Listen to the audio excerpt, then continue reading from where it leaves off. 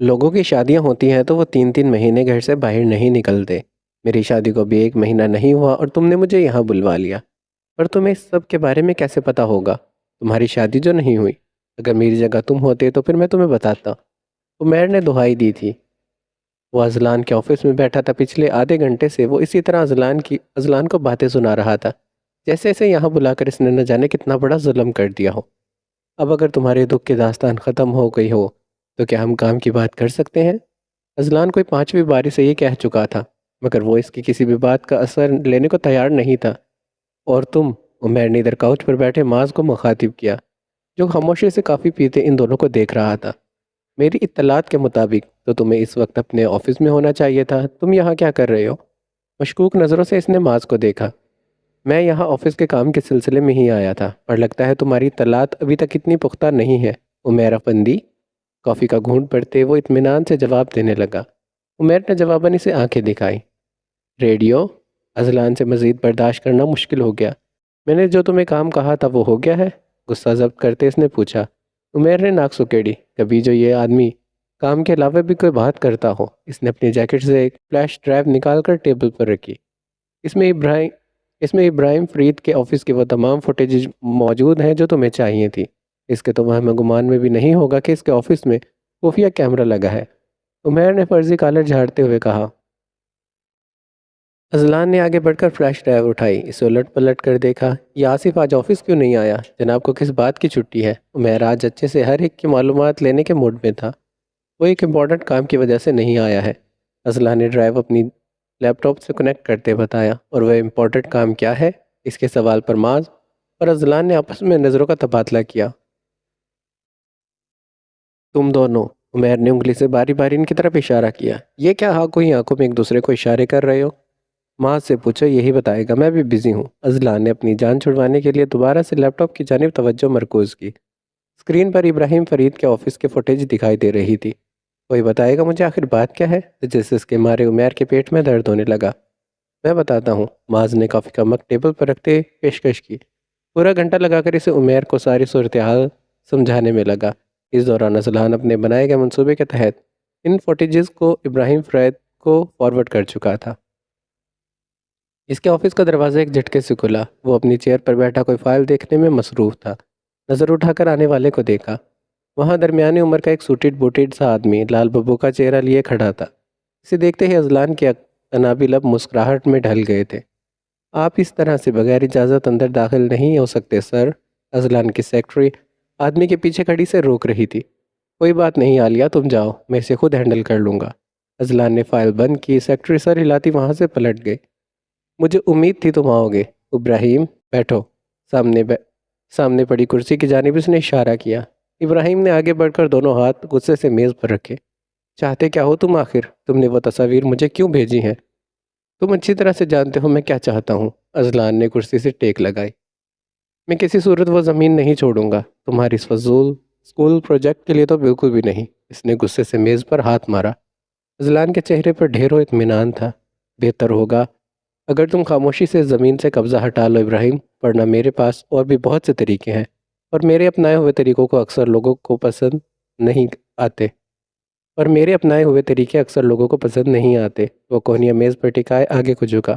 ذرا سوچو، اگر تمہاری یہ تصاویر جس میں تم کو اپنی امپلائی کے ساتھ، اس نے نفی میں سر ہلاتے ادھوری بات چھوڑی، اگر یہ تصاویر لیک ہو جائے تو تم کیا کرو گے؟ بزنس انڈسٹری میں تمہارا کیا مقام ہوگا؟ کبھی سوچا ہے؟ تم مجھے بلیک میل کر رہے ہو؟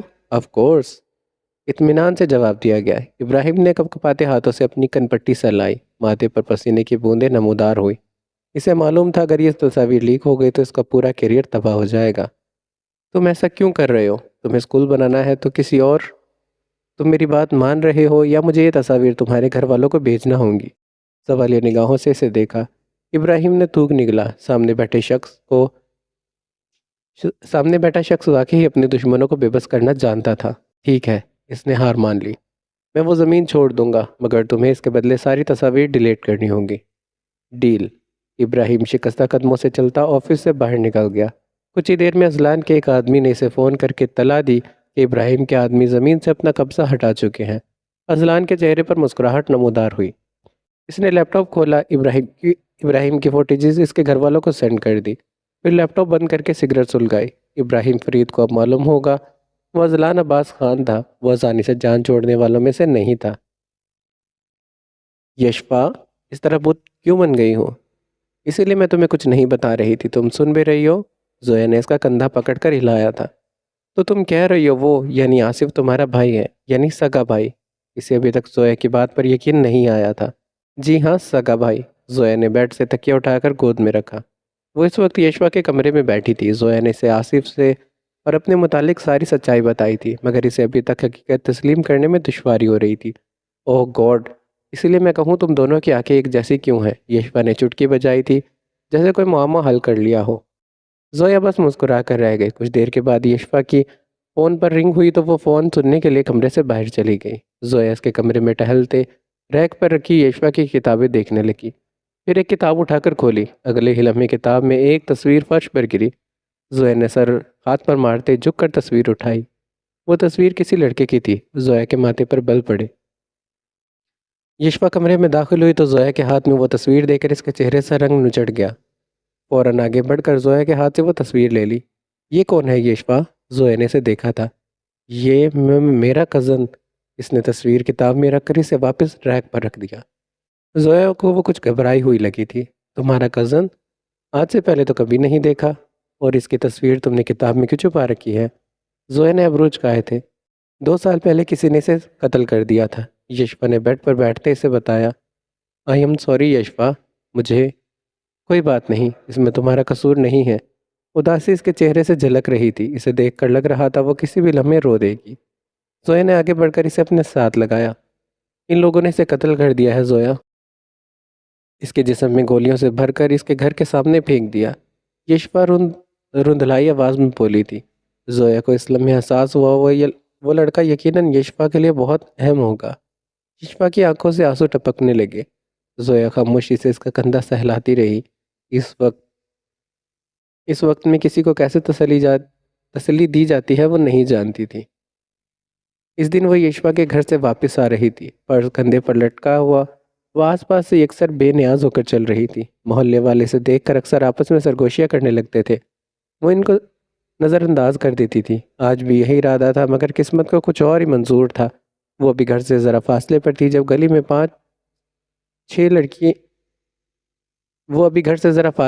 جب گلی میں 4-5 عورتوں نے اسے دیکھتے ہی ہلکی ہلکی آواز میں باتیں کرنا شروع کر دی تھی، ساتھ اس کے جانب اشارے بھی کرنے لگی تھی۔ زویا کے ماتھے پر بل پڑے تھے، اس کا ان کی طرف دھیان دینے کا کوئی ارادہ نہیں تھا، مگر ان میں سے ایک عورت کی بات سن کر اس کے پاؤں تلے سے زمین نکل گئی۔ قدم خود بخود ہی ساکت ہو گئے۔ تم نے دیکھا نہیں؟ پچھلے 2 دن سے بڑی بڑی گاڑیوں والے ان کے گھر کے چکر لگا رہے ہیں۔ خدا جانے ان ماں بیٹی نے ایسا کون سا کاروبار کھول رکھا ہے جو اتنے امیر گھرانوں کے مرد ان کے گھر کے چکر لگا رہے ہیں۔ زویا کو لگا کہ کسی نے اس کے جسم پر کوڑے لگائے ہوں۔ کہنے والے تو کہہ کر آگے بڑھ جاتے ہیں، تکلیف تو سننے والے کے حصے میں آتی ہے۔ اس نے سرخ انگارہ آنکھوں سے ان عورتوں کو دیکھا۔ ارے ایسے کیا دیکھ رہی ہے؟ انہی میں سے ایک بھاری بھرکم عورت ماتھے پر تیوری چڑھائے اس کے سامنے آئی۔ ویسے شرم و حیا کہاں بیچ کھائی ہے تم ماں بیٹی نے؟ یہ کیا کہہ رہی ہیں آپ؟ وہ ضبط کرتے بولی تھی۔ میں کیا کہہ رہی ہوں؟ عورت تلخی سے ہنسی۔ یہ بھولے پن کی اداکاری کسی اور کے سامنے جا کر کرو بی بی، ہم تمہارے جیسوں کو اچھے سے جانتے ہیں۔ آس پاس کئی لوگ رک کر انہیں دیکھنے لگے، کچھ عورتیں اپنے گھروں کے دروازوں پر اور کچھ چھت پر کھڑی دلچسپی سے یہ منظر دیکھ رہی تھی۔ زویا کو لگا وہ ایک بار پھر سے 1.5 سال پیچھے پہنچ گئی ہو۔ اس کا دل چاہا یہاں سے بھاگ جائے۔ پرس کے سٹریپ کو سختی سے مٹھی میں بھیجے اس نے آگے بڑھنے کے لیے قدم اٹھائے۔ وہ ایک بار پھر سے تماشا نہیں بننا چاہتی تھی۔ اس سے پہلے کہ وہ آگے بڑھتی، سامنے کھڑی عورت نے اس کا بازو دبوچ لیا۔ وہ اس کی اس حرکت پر دم بخود رہ گئی۔ کہاں جا رہی ہو؟ پہلے مجھے جواب تو دیتی جا۔ عورت نے نفرت بھری نگاہ اس پر ڈالی تھی۔ میں کسی کو جواب دہ نہیں ہوں۔ زویا نے دانت پیسے اپنا بازو پیچھے کو کھینچا اور اس سب میں غلطی سے سامنے کھڑی عورت کو دھکا لگ گیا۔ اگلے ہی لمحے عورت نیچے جا گری۔ زویا کی آنکھیں پھیلی تھی، اسے دھکا دینے کا کوئی ارادہ نہیں تھا، یہ سب صرف انجانے میں ہوا تھا۔ آئی ایم سوری، میں نے جان بوجھ کر نہیں۔ اس نے منہ پر ہاتھ رکھ لیا۔ عورت نیچے بڑی کراہنے لگی، ساتھ اونچی اونچی آوازیں دے کر کسی کو بلانے لگی۔ آس پاس لوگوں کا ہجوم بڑھ چکا تھا۔ زویا نے تھوک نکلتے آس پاس دیکھا۔ وہ یہاں سے بھاگتی تو سامنے کھڑے لوگ اسے ایسا کرنے نہیں دیتے۔ ہائے مار ڈالا مجھے، میری کمر۔ عورت نیچے پڑی دہائیاں دینے لگی۔ ثاقب کدھر ہے؟ کوئی میرے بیٹے کو بلاؤ، یہ ڈائن مجھے مار دے گی۔ ثاقب، ثاقب، وہ اپنے بیٹے کو اونچی اونچی آوازیں دینے لگی۔ زویا کے آس پاس خطرے کی گھنٹیاں بجنے لگی۔ ثاقب محلے کا سب سے بدمعاش اور گنڈے قسم کا لڑکا تھا۔ سارا دن گلی میں آوارہ گردی اور مار پیٹ کرتا نظر آتا تھا۔ اگلے ہی لمحے ثاقب آنکھوں میں نفرت اور غصہ لیے زویا کی جانب بڑھتا دکھائی دیا۔ زویا بے اختیار نفی میں سر ہلاتی 2 قدم پیچھے ہٹی تھی۔ آس پاس دیکھا ادھر کوئی بھی ایسا شخص نہیں تھا جو اس کی مدد کو پہنچتا۔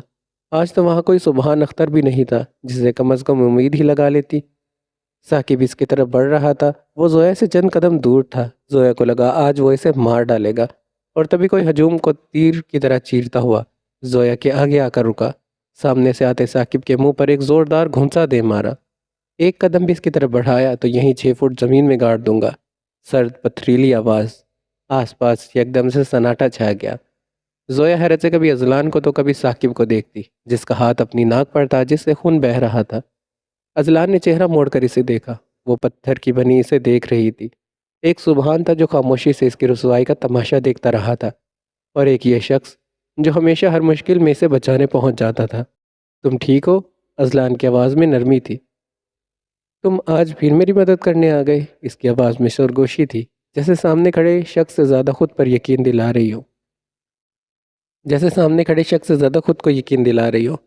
ہمیشہ آؤں گا زویا۔ اس کی آواز میں عزم تھا، یقین تھا کہ چاہے کچھ بھی ہو جائے وہ ہمیشہ اس کے لیے موجود ہوگا۔ تبھی زویا کو اپنے کندھے پر کسی کا ہاتھ محسوس ہوا۔ گردن موڑ کر دیکھا تو وہ آصف تھا۔ وہ سرخ انگارہ آنکھوں سے محلے والوں کو دیکھ رہا تھا۔ زویا کے کندھے پر بازو پھیلائے وہ جیسے اسے تحفظ کا احساس دلا رہا تھا۔ محلے والے سبھی حیرت سے کبھی زویا کو تو کبھی ان دونوں مردوں کو دیکھ رہے تھے۔ آئندہ کسی نے میری بہن کی طرف آنکھ اٹھا کر بھی دیکھا تو میں اس کی آنکھیں نوچ لوں گا۔ آصف کی بات پر ہم وہاں سب کی آنکھیں حیرت سے پھیلی تھی۔ زویا کی آنکھوں میں بے اختیار نمی تہرنے لگی۔ وہ بے سہارا نہیں تھی۔ تم زویا کو اندر لے کر جاؤ آصف، میں یہاں سب سنبھال لوں گا، اذلان نے زویا کو زرد چہرے کو دیکھتے کہا۔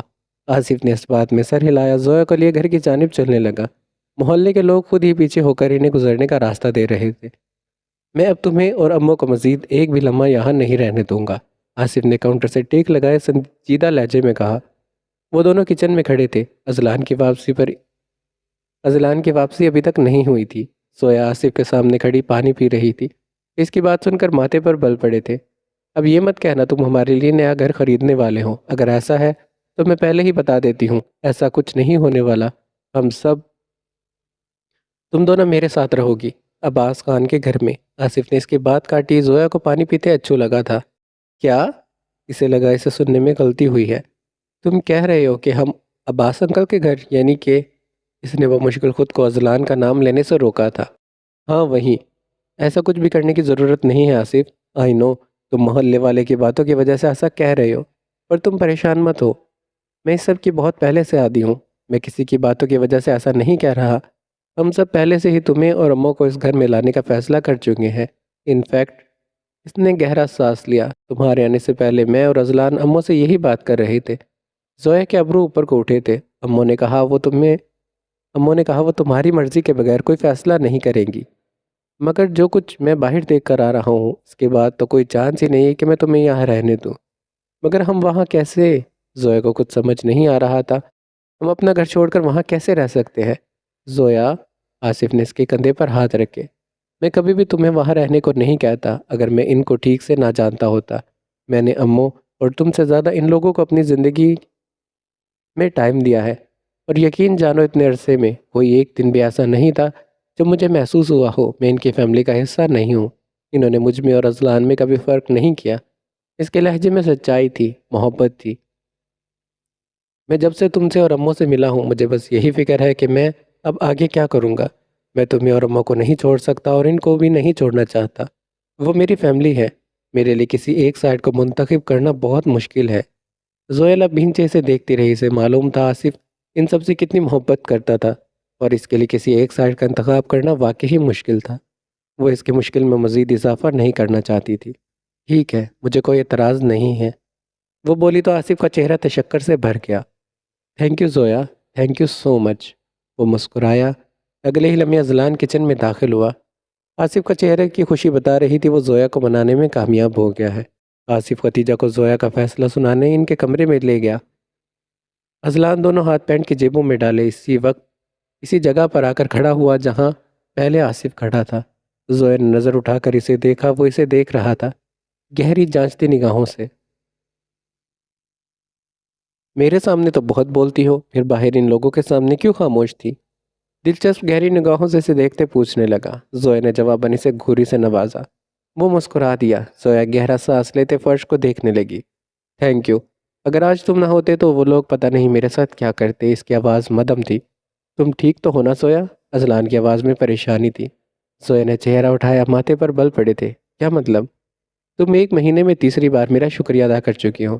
یہ درست علامات تو نہیں ہیں؟ تفکر سے زویا کو دیکھا تھا۔ آئی تھنک تمہیں ڈاکٹر سے چیک اپ کروانا چاہیے۔ ہو سکتا ہے تمہاری دماغ پر اثر۔ زویا کو ایک لمحہ لگا تھا اس کی بات سمجھنے میں، اور جب سمجھ آیا تو آنکھوں میں غصہ اتر آیا۔ زیادہ خوش فہمیاں پالنے کی ضرورت نہیں ہے۔ میرے دماغ پر اثر ہوتا تو تم ابھی یہاں کھڑے نہیں ہوتے۔ اسے 1 منٹ بھی نہیں لگا تھا پرانی زویا بننے میں۔ اذلان نے سرنڈر کرنے کے انداز میں دونوں ہاتھ کھڑے کر دیے۔ اب مجھے اندازہ ہو رہا ہے تم بالکل ٹھیک ہو۔ اذلان نے مسکراہٹ دبائی تھی۔ زویا سے نظر انداز کرتی گلاس اٹھا کر پانی پینے لگی۔ وہ خڑوس اذلان کو تو ہینڈل کر سکتے تھے، مگر اس طرح مذاق کرنے والے اذلان کو نہیں۔ 2 دن کے بعد زویا اور ختیجہ خان ولا میں شفٹ ہو گئی تھی۔ یہاں آنے کے بعد اسے آصف کی باتیں بہتر طریقے سے سمجھ آئی تھی۔ اسے یہاں آئے آج تیسرا دن تھا۔ وہ سب گھر والوں کے ساتھ اس قدر گھل مل گئی تھی جیسے نہ جانے کتنے عرصے سے یہاں رہ رہی ہو۔ وہ اور آصف آج باہر آئے تھے۔ دونوں اس وقت ایک شاپنگ مال سے باہر نکل رہے تھے۔ آصف کو وہیں ایک پرانا دوست مل گیا تھا۔ وہ وہیں کھڑا اسے سلام دعا کرنے لگا۔ زویا ان دونوں کو وہاں چھوڑ کر باہر آ گئی۔ وہ پارکنگ لاٹ میں کھڑی گاڑی کی جانب جا رہی تھی جب سامنے سے آتے شخص کو دیکھ کر قدم خود بخود زنجیر ہو گئے تھے۔ رات کے 7 بجے کا وقت تھا۔ اس کے ساتھ کوئی گارڈ نہیں تھا۔ گاڑی پارکنگ لاٹ میں کھڑی کرنے کے بعد اس نے مال کی جانب قدم بڑھائے۔ 3 پیس سوٹ کے بجائے آج وہ سیاہ پینٹ شرٹ میں ملبوس تھا۔ پاؤں میں جوگرز اور آنکھوں پر سیاہ چشمہ لگائے وہ اس سادہ سے حلیے میں بھی قہر برسا رہا تھا۔ مگر یہ ظاہری خوبصورتی تھی، اصل خوبصورتی تو انسان کے اندر اس کے قلب میں ہوتی ہے، اور اس کا قلب بھی اس کے لباس کی طرح سیاہ تھا، باقی ہر رنگ سے آری۔ وہ اس طرح چلتا جا رہا تھا جب سامنے سے آتی زویا پر نظر پڑی۔ وہ اسے دیکھتے ہی اپنی جگہ پر رک گیا۔ بختاور کے چہرے پر مسکراہٹ نمودار ہوئی۔ کافی ٹائم کے بعد ملاقات ہوئی ہے زویا؟ وہ اس کے سامنے آ کر رکا۔ آنکھوں سے سیاہ چشمہ اتارتے خوشگوار لہجے میں بولا۔ زویا جواباً خاموش رہی۔ ابھی پچھلی ملاقات والی ساری باتیں یادداشت میں تازہ تھی۔ تمہیں نہیں لگتا مجھے نظر انداز کرنے والا تمہارا یہ طریقہ پرانا ہو چکا ہے؟ بری آ کے زویا کے چہرے پر جا ٹھہری۔ تم ہر جگہ میرا پیچھا کیسے کرتے ہو؟ زویا نے سینے پر بازو لپیٹے، آبرو چکائے۔ میں تمہارا پیچھا نہیں کرتا، یہ تو اتفاق سے میں جہاں جاتا ہوں تم پہلے وہاں سے موجود ہوتی ہو۔ زویا نے گہرا سانس اندر کو کھینچا۔ تم نے میرا پرپوزل کے متعلق کیا سوچا ہے؟ زویا کی بات کاٹتے اس نے پوچھا تھا۔ زویا کے ابرو حیرت سے اوپر کو اٹھے۔ وہ جان گئی تھی وہ کس بارے میں بات کر رہا تھا۔ وہ تو سمجھی تھی اس کے انکار کرنے کے بعد وہ اب دوبارہ سے اس کے بارے میں بات نہیں کرے گا، مگر وہ بختاور عثمان تھا، اسے کسی بھی قسم کی توقع رکھنا فضول تھا۔ وہ سینے پر بازو لپیٹے سوالی نگاہوں سے اسے دیکھ رہا تھا۔ یہ لڑکی اس کے کھیل کا سب سے قیمتی مہرہ تھی۔ وہ اسے آسانی سے جانے نہیں دیکھ سکتا تھا، چاہے اس کے بدلے اس سے شادی کر کے خود کے ساتھ باندھ کر رکھنا بھی پڑے۔ تم یہاں کیا کر رہے ہو؟ آصف کی آواز پر وہ چونکی تھی۔ وہیں بختاور کے ماتھے پر بھی بل پڑے تھے۔ آصف زویا کے سامنے آ کر رکا، یوں کہ وہ بختاور کی نظروں سے چھپ گئی تھی۔ کیا اب مجھے تم سے پوچھ کر ڈیسائیڈ کرنا ہوگا کہ مجھے کہاں نہ جانا چاہیے؟ وہ دونوں آمنے سامنے کھڑے ایک دوسرے کی آنکھوں میں آنکھیں ڈالے کھڑے تھے۔ آصف کی آنکھوں میں اترا غصہ دیکھ کر بختاور کو صورتحال سمجھنے میں ایک لمحہ لگا تھا۔ انہیں اس طرح دیکھ کر زویا کو آس پاس خطرے کی گھنٹی بجتی محسوس ہوئی تھی۔ آصف نرمی سے اس کے بازو پر ہاتھ رکھا۔ وہ یہاں کوئی بدمزگی نہیں چاہتی تھی۔ بختاور نے ذرا سی گردن تیزی کی زویا کو دیکھا۔ اپنے بھائی کو سمجھاؤ زویا، اتنا غصہ صحت کے لیے اچھا نہیں ہوتا۔ زویا کی آنکھیں بھائی لفظ پر حیرت سے پھیلی تھی۔ بختاور جانتا تھا، مگر کیسے؟ تبھی ذہن کے کسی گوشے پر ایک کون سا لپکا۔ بختاور کا اچانک سے کئی جگہوں پر سامنا ہونا، اس کی باتیں، اس کا پرپوز کرنا، آہستہ آہستہ زویا کو اس کا سارا پلان سمجھ آیا تھا۔ وہ اس کی حقیقت جانتا تھا اور یہ سب اپنے کسی منصوبے کے تحت کر رہا تھا۔ اپنی حد میں رہو بختاور، آصف نے اسے وارننگ دی۔ اور زویا سے دور رہنا۔ اور میں ایسا کیوں کروں گا؟ بختاور نے چہرے پر شیطانی مسکراہٹ لیے زویا کو سر تپاؤں دیکھا۔ زویا کے چہرے پر سایہ لہرایا تھا۔ آصف کے جسم میں جیسے خون کی جگہ لاوا گردش کرنے لگا۔ اس نے ایک جھٹکے سے آگے بڑھ کر ایک زوردار پنچ بختاور کے چہرے پر دے مارا۔ اس اچانک حملے پر بختاور لڑکھڑا کر چند قدم پیچھے گرا، مگر گرنے سے پہلے خود کو سنبھال لیا۔ پھر دائیں ہاتھ کی انگوٹھی سے ہونٹ کو چھوا، جس میں سے خون نکل رہا تھا۔ زویا نے تھوک نگلا۔ دیکھو ذرا، نہ میں تمہارا عاشق ہوں نہ محبوبہ، پھر بھی تمہاری خاطر تمہارے بھائی سے مار کھا رہا ہوں۔ وہ مسکراتے زویا سے مخاطب تھا۔ زویا کو اس وقت وہ کسی سائیکو کی طرح لگا تھا۔ مار کھانے کی بات کیسے ڈھڈائی سے مسکرا رہا تھا۔ اپنی گھٹیا نگاہیں میری بہن سے دور رکھو، ورنہ کیا کر لو گے؟ کیا کر لو گے تم؟ بختاور چیلنجنگ انداز میں کہتا 2 قدم آگے آیا۔ آصف دوبارہ سے اسے مارنے کے لیے آگے بڑھا، مگر زویا فوراً سے ان کے درمیان میں حائل ہو گئی۔ آصف، بختاور، رک جاؤ دونوں۔ ہاتھ اٹھا کر انہیں روکا تھا۔ تم لوگ کیوں فضول میں بحث کر رہے ہو؟ اور تم، بختاور کی جانب مڑی، بہتر ہوگا اپنے کام سے کام رکھو اور آئندہ میرے سامنے مت آنا۔ شہد رنگ آنکھوں میں نفرت لیے وہ مڑی تھی۔ چلو آصف۔ آصف کے بازو میں اپنا بازو ڈالے تقریباً گھسیٹتے اسے گاڑی کی جانب لے کر چلنے لگی تھی۔ بختاور غصے سے مٹیا بھیچے وہیں کھڑا رہا۔ یہ تمہاری بھول ہے کہ تم بچ سکتی ہو۔ تمہارے ذریعے ان سب کو تباہ نہ کیا تو میرا نام بھی بختاور نہیں ہے۔ گاڑی میں اس وقت مکمل خاموشی تھی۔ سڑک پر معمول سے زیادہ رش ہونے کے باعث وہ مسلسل ہارن بجا رہا تھا۔ فرنٹ سیٹ پر بیٹھی زویا کنکیوں سے اسے دیکھ لیتی تھی، بولی کچھ بھی نہیں تھی۔ کیا مصیبت ہے؟ وہ سخت جھنجھلایا وہ لگ رہا تھا۔ جب سے وہ گاڑی میں آ کر بیٹھے تھے اس کا چہرہ اسی طرح سرخ ہو رہا تھا۔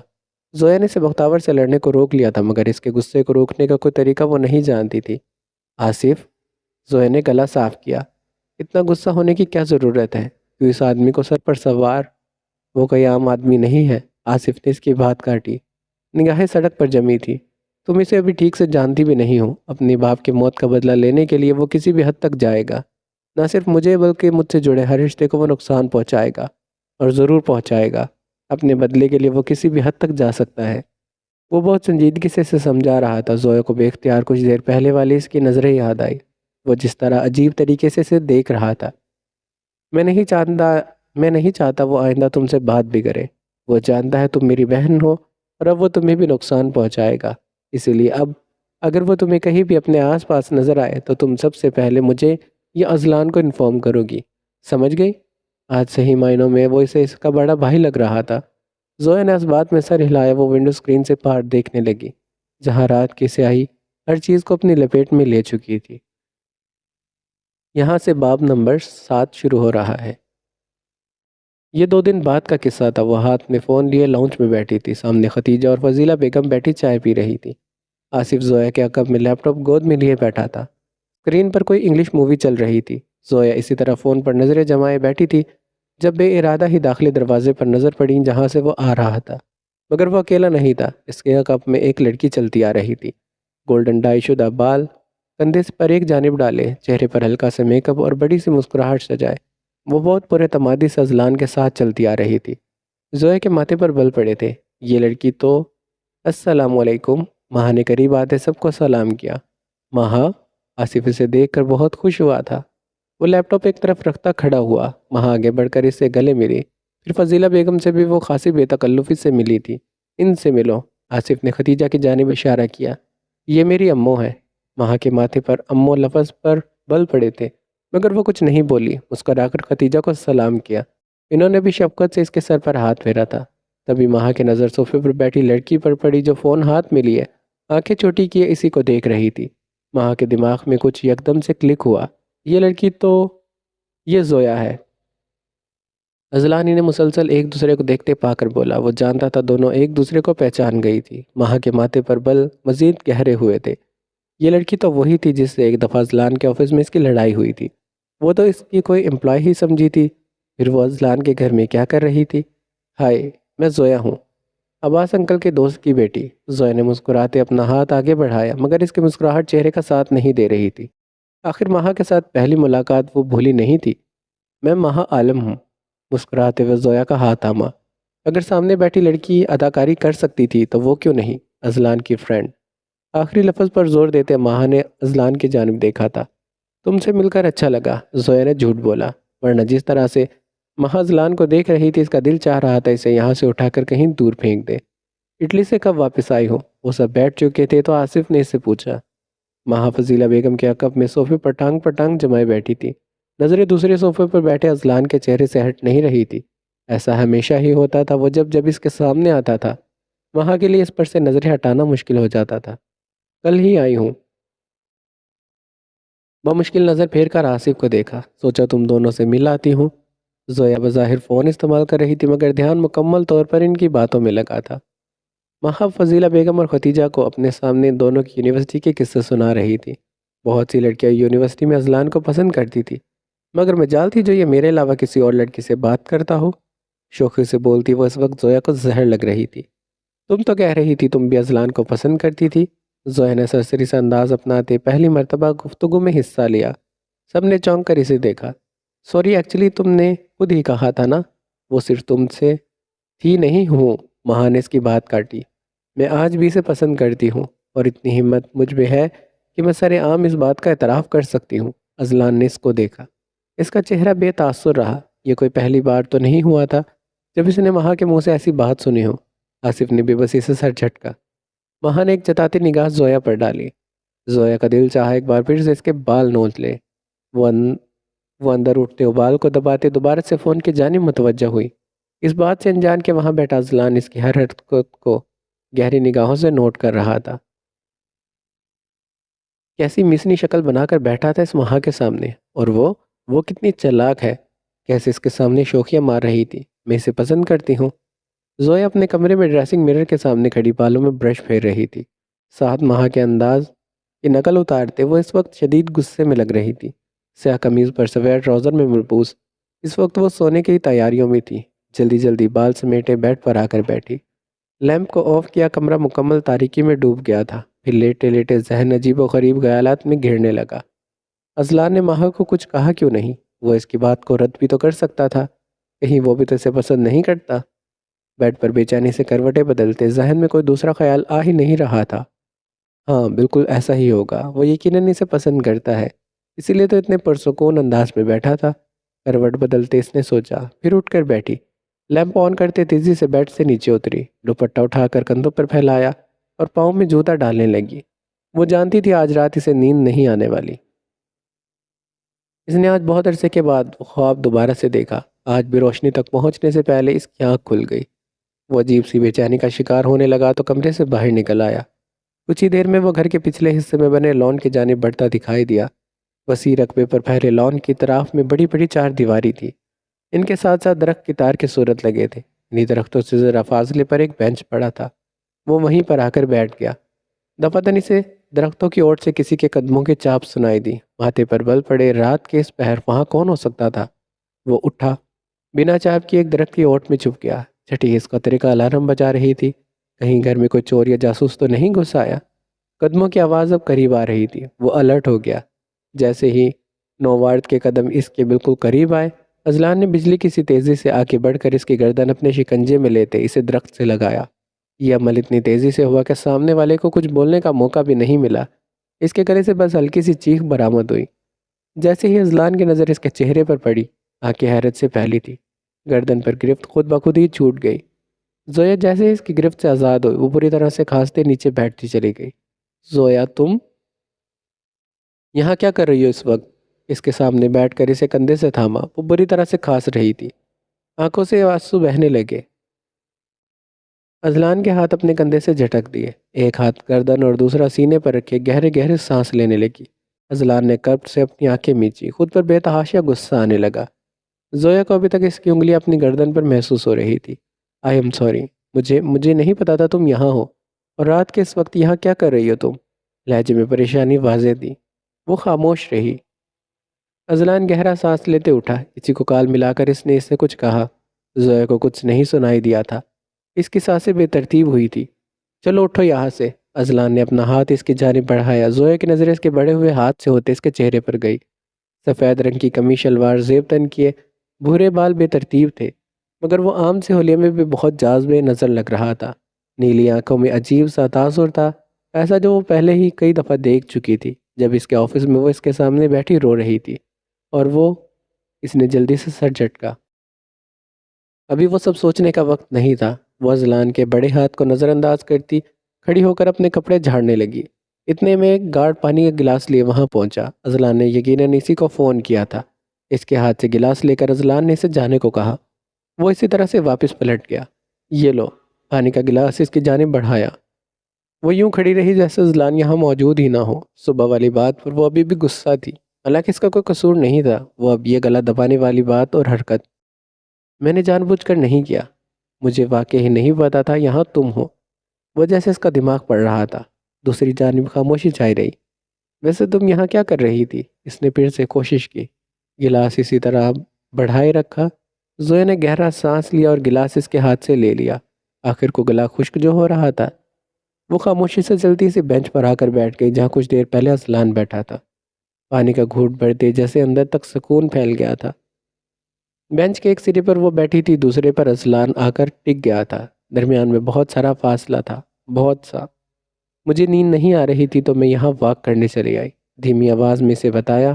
نظریں سامنے درختوں پر تھی۔ اذلان نے گردن موڑ کر اسے دیکھا۔ کس لیے؟ کیا مطلب کس کے لیے؟ واک صحت کے لیے اچھی ہوتی ہے؟ میں یہ نہیں پوچھ رہا، میں پوچھ رہا ہوں تمہیں نیند کیوں نہیں آ رہی تھی؟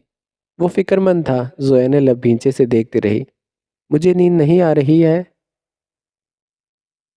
وہ فکر مند تھا۔ زویا نے لب بھینچے اور اسے دیکھا۔ مجھے نیند آ رہی ہے، میں چلتی ہوں۔ خالی گلاس بینچ پر رکھ کے وہ جانے لگی۔ کوئی پرابلم ہے کیا؟ وہ اٹھنے لگی تھی جب اس کے سوال پر یہ ایک دم سے ٹھہر گئی۔ مطلب؟ ماتھے پر لکیریں ابھری۔ میں آج صبح سے دیکھ رہا ہوں تمہارا موڈ کچھ خراب ہے، کوئی پرابلم ہے کیا؟ اس کی آنکھوں میں دیکھتا اپنا سوال دہرانے لگا۔ یہ صبح سے مجھے دیکھ رہا تھا؟ ایسی تو کوئی بات نہیں ہے، زویا نے دماغ میں آئے سوال کو جھٹکتے جواب دیا۔ اذلان نے سر ہلایا جیسے ابھی بھی اس کے جواب سے متفق نہیں ہوا ہو۔ زویا اوپر آسمان کو دیکھنے لگی جہاں چاند پوری شان سے چمکتا اندھیری رات کو روشن کیے ہوئے تھا۔ اذلان بینچ کی پشت پر کونی ٹکائے ہاتھ ٹھوڑی کے نیچے رکھے بہت فرصت سے اسے دیکھ رہا تھا۔ شہد رنگ آنکھوں میں چاند کا عکس دکھائی دے رہا تھا۔ سیاہ بالوں کی چند لٹیں کیچر سے نکل کر چہرے کے اطراف میں جھول رہی تھی۔ ان سیاہ بالوں کو دیکھتے وہ ہمیشہ ان میں کہیں الجھ کر رہ جاتا تھا۔ تمہاری گرل فرینڈ کافی اچھی لگی مجھے، زویا نے عام سا انداز اپنایا۔ آواز میں پہلے کی طرح خفگین نہیں تھی۔ وہ اس پر غصہ نہیں ہو سکتی تھی، اسے حق ہی نہیں تھا۔ Girl friend? اذلان کے ابرو ناسمجھی سے سکڑے۔ وہی جو پوری دنیا کے سامنے اعتراف کر سکتی ہے کہ اسے تم سے محبت ہے۔ وہاں کے انداز کی نقل اس نے اتاری۔ اس نے محبت نہیں کہا، اس نے کہا کہ وہ مجھے پسند کرتی ہے۔ تو محبت ہو یا پسند، بات تو ایک ہی ہے۔ اس نے اپنا فلسفہ پیش کیا۔ محبت اور پسند کبھی بھی ایک نہیں ہوتی، دونوں الگ الگ چیزیں ہیں زویا میڈم۔ وہ مسکرایا تھا۔ زویا لہجے پر کو محبوط ہوئی۔ سیاہ رات، آسمان پر روشن چاند اور چمکتے ستاروں سے زیادہ دلکش اگر کوئی منظر تھا تو وہ اس شخص کی مسکراہٹ تھی۔ اس نے سر جھٹکتے چہرہ اوپر اٹھایا۔ وہ دونوں اب آسمان کو دیکھ رہے تھے۔ دونوں کی آنکھوں میں چاند کا عکس دکھائی دے رہا تھا، روشن اور چمکتا ہوا۔